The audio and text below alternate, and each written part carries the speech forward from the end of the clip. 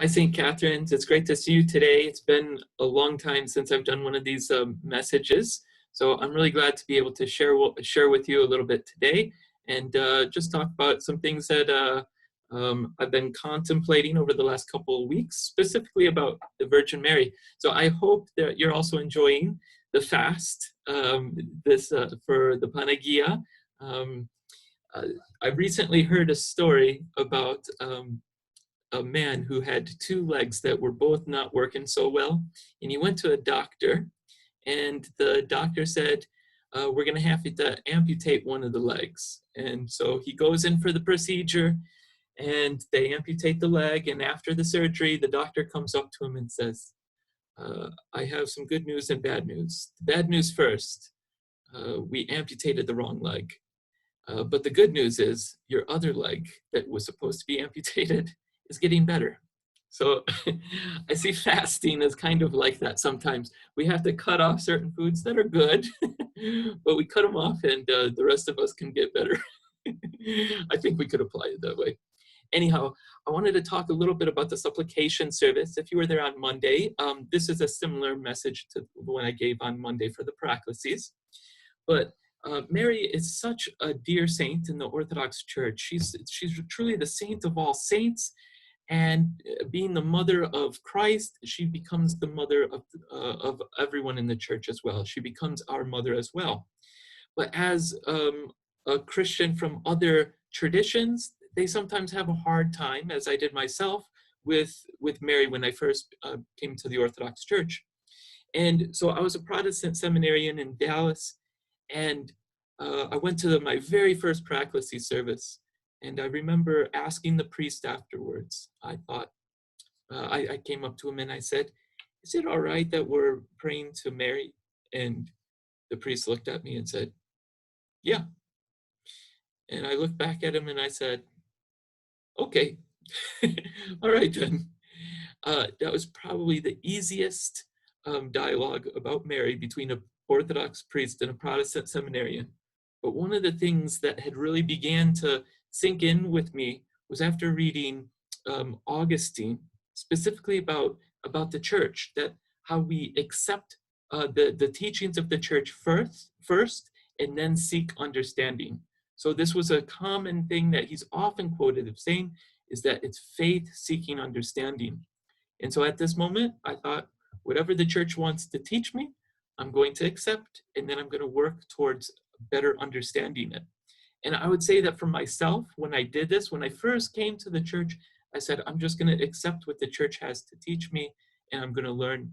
I'd say that a veil lifted for my own understanding, even of seeing the scriptures and seeing where Mary was so clearly before that I was unable to see her until I accepted her position by faith. So there are two things that I would like to talk with you just briefly about the Paracleses service. And first, how Mary is a great intercessor for us.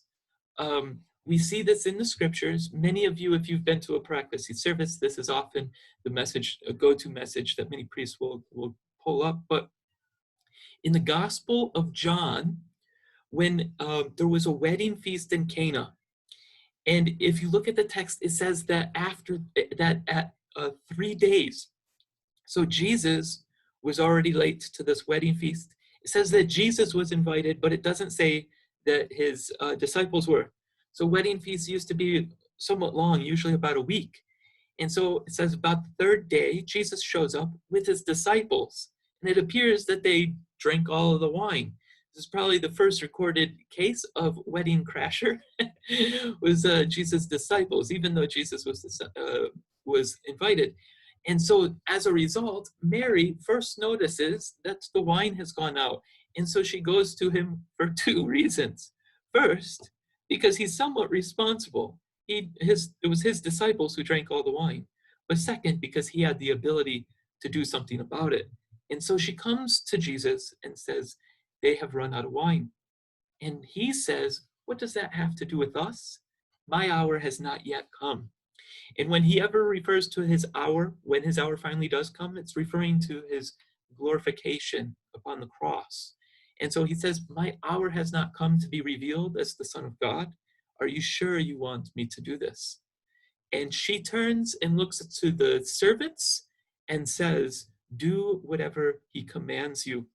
Now, this is something that Mary continually tells all of Christ's servants. You want to plead with Christ for something? Mary's response is, do whatever he tells you, and she'll intercede. And so Jesus then does something that he wasn't intending to do. It appears he had no intention to make more wine, but at the request of his mother, Jesus changed water into wine. So the scriptures too in James say the prayers of a righteous person avail much. And we could certainly say this is the case also with Mary. The prayers of a righteous mother avail much. So the second thing I would like to mention is how Mary, in the Paraclesi service, we often ask her to save us. And some people have a hard time with that because they understand salvation or being saved in a very specific, nuanced way. When we ask Mary, Most Holy Theotokos, save us, Most Holy Mother of God or Birth Giver of God, save us, we're not saying, Mary, when I die, separate me with the sheep away from the goats. We're not saying that when I die, save me from eternal fire. We can pray that, but that's not this specific prayer in the Paracleses. When we say, Most Holy Theotokos, save us, we're actually using a different understanding of the word save that we also see in scriptures. So I don't know if you might remember the story when Jesus walks out onto the water, and then Peter sees them, and Pete sees Christ, and he's so concerned. And he says, if it's truly you, let me also get out of the boat and walk on the water to you. And Jesus says, come on out. And so he comes out onto the water, and as he's walking, he gets scared. He sees the waves, he sees the wind, and he looks around and realizes he's doing the impossible. He's walking on water, and he begins to sink. And he cries out and says, Lord, save me. Now, as he's drowning, he does not mean, Jesus or Lord, save me when, after I finish drowning, save me from the eternal fire. He's not saying, when I die because I'm about to drown, separate me from the sheep and separate me with the sheep from the goats and save me from the eternal fire. He might also pray that later, but that's not this cry of help is, help me. I am perishing right now. I am about to drown unless you help me. And so Jesus reaches out his hand and he saves him from his present perils, his troubles that he's going through right now. And this is the way in which we also ask Mary to pray for us, that she would save us from our current troubles. If you look through the Paracleses hymns, this is always what they're about. We're undergoing so much perils and troubles right now. Save me. There's one other passage that comes to mind where the word save is used in this way, and it's with the woman with the flow of blood.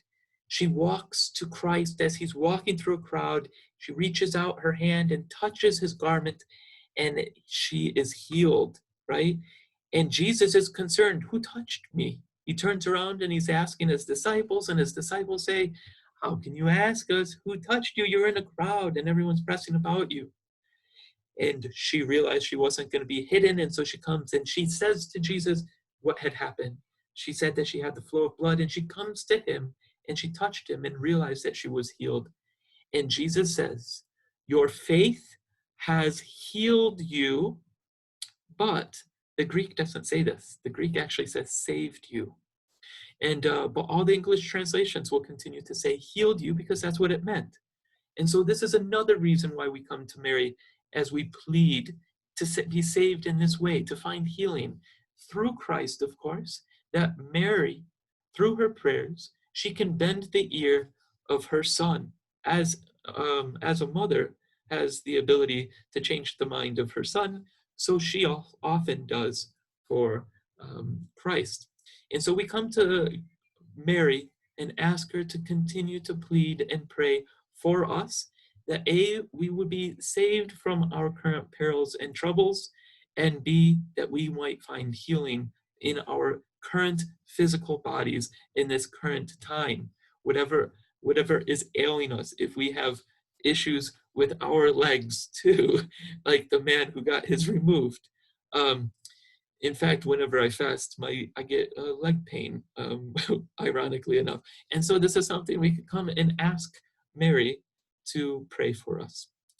So as we continue to have Paraclesi services throughout these next 2 weeks, continue to think upon the waves and the wind that are blowing about us.